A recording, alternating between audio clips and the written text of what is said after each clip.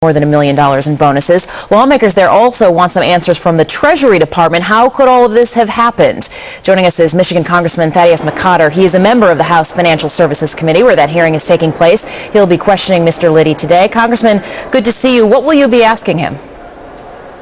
Well, we want to know, number one, whether the administration and/or anyone else at the Federal Reserve knew about these bonuses ahead of time, why they were not made voiding them were not made a precondition of any loans from the federal taxpayers. And we would also like to find out what negotiations they had regarding the swift breakup of AIG.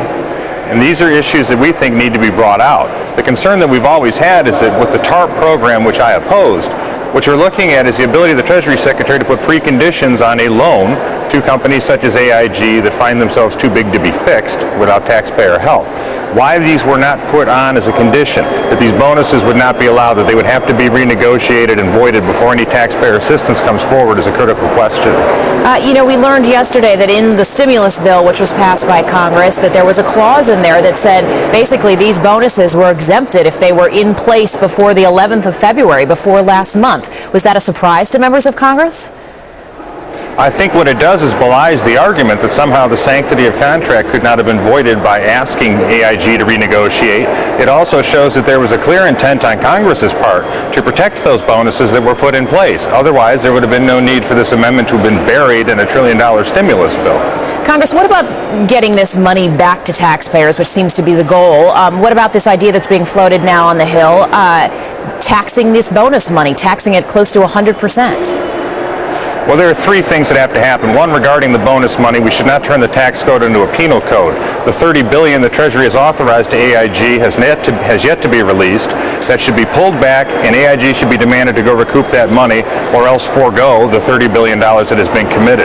I would then argue that what we have to do to protect taxpayers in the long run is accelerate the breakup of AIG. It is too big to be fixed, and it has stopped the bleeding of taxpayers now. And finally, with this affront to the American people, with this defiance of their representative government, we have to reestablish that the only thing in America too big to fail is the people, and reassert some order and stability within financial markets, and again, put AIG under so that we can help to accomplish that purpose. At least one of your counterparts, Connie Mack of Florida, Congressman, is calling for Tim Geithner, the Treasury Secretary, to resign. Your thoughts? The Secretary serves at the pleasure of the President. As long as he has the President's confidence, he is going to stay in that job.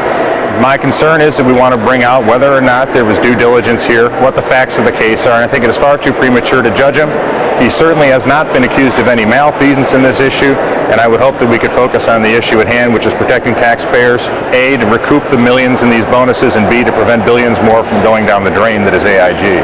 Congressman Thad McCotter, we will see him in this hearing at the House Financial Services Committee, where we expect the CEO of AIG in the next few minutes or so. Congressman, thanks very much. Thank you.